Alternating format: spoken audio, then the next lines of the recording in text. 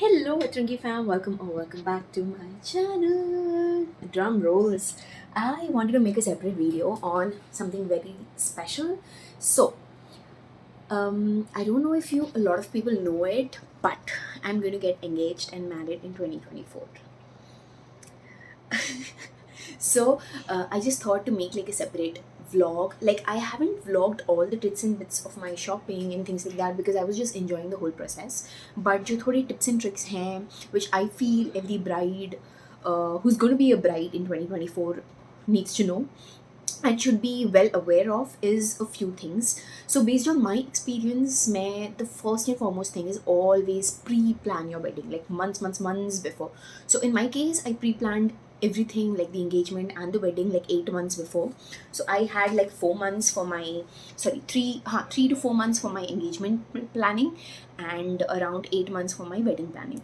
So abhi currently I'm in this month where I still have 4.5 to 5 months left for the wedding, but 80% of the planning has been done.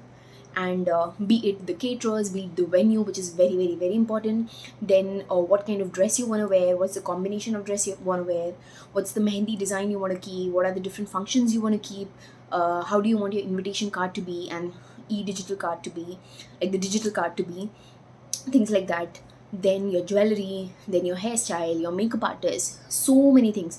Because makeup artist का ऐसा होता है कि months before only if you get like a proper makeup artist आप उनको block करके रख दो. Because in my case I had like shortlisted 3 to 4 makeup artists for my wedding और first 3 मेरे को मिले ही नहीं. सोचो 8 months before I didn't get their dates. Then जो मेरी थर्ड list में थी, I finally booked her for the wedding. So yeah, everything you have to pre-plan and just enjoy the process. आप जो शॉपिंग पे भी जा रहे हो, just don't go with like a clear mind. Then it depends from person to person.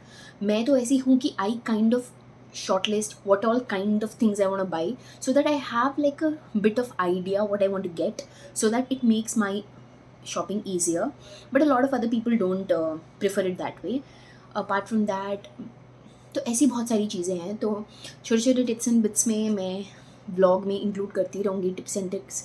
Another very important tip is you, like the bride and the groom, have to be on the same page all the time. Like communication is the key.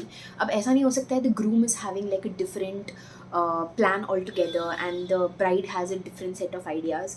So it's always, मुझे just my personal feeling कि आप communicate करो, just see his likings, your likings, and then just go for a midway between that. अगर दोनों की likings match कर रही है तो bravo. But apart from that, उसके अलावा you can just like mix and match everything. So that is also something I've learned throughout the process. Hello you guys. So abhi the next step is you have to manage your hair.